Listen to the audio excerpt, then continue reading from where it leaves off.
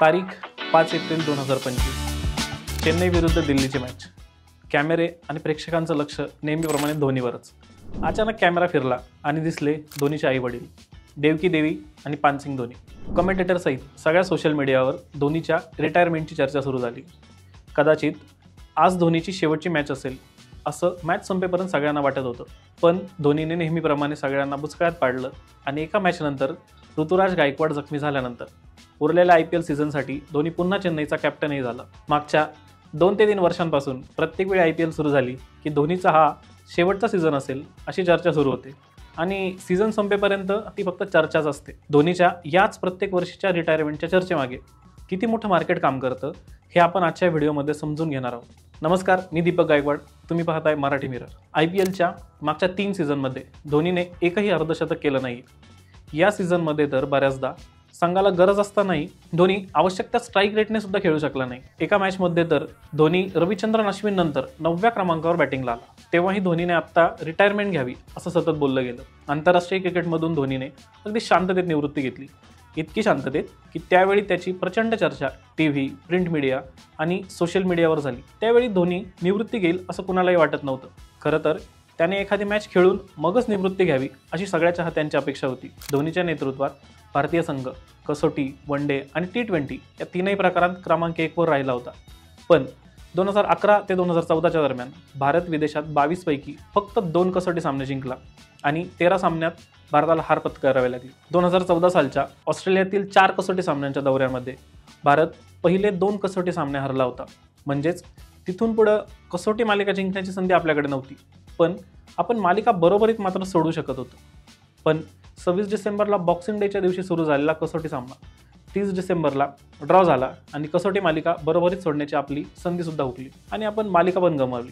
सामना संपल्यानंतर post match presentation नंतर काही वेळातच BCCIने एक प्रेस नोट रिलीज केली आणि धोनीने टेस्टमधून रिटायरमेंट घेतल्याचं जाहीर केलं. तसंच 15 ऑगस्ट 2020 संध्याकाळी 7:29 धोनीने इंस्टाग्रामवर एक व्हिडिओ पोस्ट केला. त्याखाली लिहिलं होतं, thanks a lot for your love and support throughout. From 1929 consider me as retired. म्हणजे तुमच्या प्रेम आणि पाठिंब्यासाठी धन्यवाद. आज संध्याकाळी 7:29 मला निवृत्त समजा. आणि त्या व्हिडिओला धोनीने गाणं लावलं होतं, मैं पल दो पल का शायर हूँ, पल दो पल मेरी कहानी है. गाणं निवडतानाही धोनीने आपण फक्त या खेळाचा छोटासा भाग आहोत, फार कोणी खास नाही हे दर्शवणारं गाणंच निवडलं. इतकं साधेपणानं आणि सहज धोनी रिटायर झाला. जर आंतरराष्ट्रीय क्रिकेटमधून धोनी इतक्या सहजपणे रिटायर होतो, मग IPL मधून धोनी रिटायर का होत नाही? जे चाहते धोनीच्या मैदानात येण्याची आतुरतेने वाट पाहत होते, आज त्यातलेच बरेचसे चाहते धोनीने आपली लिगसी आणि महत्त्व कमी न करता लवकर रिटायर व्हावं असं म्हणत असतील. तरी पण धोनी रिटायर का होत नाही? जे चाहत्यांना समजतं ते धोनीला खरंच समजत नसेल का? जो विकेटच्या मागे उभं राहून मैदानावरचा गेम फिरवतो, त्याला आपला गेम आपण स्वतः सेट केलेल्या बेंचमार्कपेक्षा कितीतरी खाली राहतोय एवढं नक्की समजत असेल. पण धोनीच्या रिटायर न होण्यामागे महत्त्वाचं कारण आहे, ते म्हणजे IPL मार्केट आणि IPLची ब्रँड व्हॅल्यू. IPL संघाची ब्रँड व्हॅल्यू म्हणजे नक्की काय हे सोप्या भाषेत समजून घेऊ. आपल्याला वाटतं IPL म्हणजे फक्त क्रिकेट, पण खरं सांगू का, हे $1 बिलियन मार्केटिंग मशीन आहे आणि यातली मुख्य गोष्ट म्हणजे संघांची ब्रँड व्हॅल्यू. आता ब्रँड व्हॅल्यू म्हणजे नक्की काय? एखाद्या IPL टीमची केवळ मैदानावरची कामगिरी नाही, तर ती लोकांमध्ये किती लोकप्रिय आहे, किती कमाई करते आणि ज्याच्याशी ब्रँड्स जोडले जातात ते सगळं मिळून बनतं संघाची ब्रँड व्हॅल्यू. जसं 2024च्या IPLला हैदराबादच्या संघाने ज्या प्रकारे बॅटिंग केली, त्यामुळे अचानक त्यांच्या संघांच्या मॅच बघणाऱ्या लोकांची संख्या वाढली. हेडमुळे भारताला वर्ल्ड कप आणि टेस्ट चॅम्पियनशिपमुळे किती त्रास झाला असला तरी आपण त्याची बॅटिंग पाहायला मोबाईल घेऊन बसायला लागलो. त्यामुळे हैदराबादच्या संघाची ब्रँड व्हॅल्यू 76% वाढली होती. डिसेंबर 2024मध्ये आलेल्या ब्रँड फायनान्सच्या रिपोर्टनुसार 2009मध्ये IPLची ब्रँड व्हॅल्यू होती $2 बिलियन आणि सध्याची IPLची ब्रँड व्हॅल्यू आहे $12 बिलियन. याला जर आपण $1 म्हणजे 85 रुपये असं भारतीय रुपयांमध्ये कन्वर्ट केलं तर त्याची किंमत येते जवळपास 1,02,000 करोड रुपये. याच रिपोर्टनुसार चेन्नईच्या संघाची ब्रँड व्हॅल्यू $122 मिलियन आहे, म्हणजेच जवळपास 1,037 कोटी रुपये. आता ही ब्रँड व्हॅल्यू नक्की कशी ठरते ते पाहू. यात सगळ्यात मोठा वाटा असतो तो प्रायोजकांच्या मोठ्या करारांचा, म्हणजेच स्पॉन्सरचा. ज्या टीमची ब्रँड व्हॅल्यू जास्त त्याला मोठ्या कंपन्या जास्त पैसे देतात. जसं टीमच्या जर्सीवर लोगो लावायला, टीमच्या स्टेडियममध्ये जाहिरात करायला जर्सीवर कोणत्या ठिकाणी ब्रँडची जाहिरात दिसेल यावरही त्यांचे रेट्स अवलंबून असतात. म्हणजे जाहिरात जर जर्सीच्या वरच्या भागात म्हणजे छातीवर असेल तर तो सगळ्यात जास्त व्हिजिबिलिटी असलेला भाग असतो. म्हणजे स्क्रीनवर कोणताही खेळाडू दिसला की जाहिरात लगेच आपल्याला दिसते, त्यामुळे त्याचे रेट्स सर्वात जास्त असतात. त्यानंतर स्लीव्ज, जर्सीच्या पाठीमागे, खेळाडूच्या नावाच्या वरती, खेळाडूच्या नावाच्या खाली, अशा प्रकारे जाहिरातीचे रेट्स आकारले जातात. यात दुसरी महत्त्वाची गोष्ट येते ती म्हणजे मीडिया आणि ब्रॉडकास्टिंग हक्क. लोकप्रिय संघ असतील तर सामना जास्त लोक पाहतात, त्यामुळे TV चॅनल्स आणि OTT जास्त पैसे मोजतात.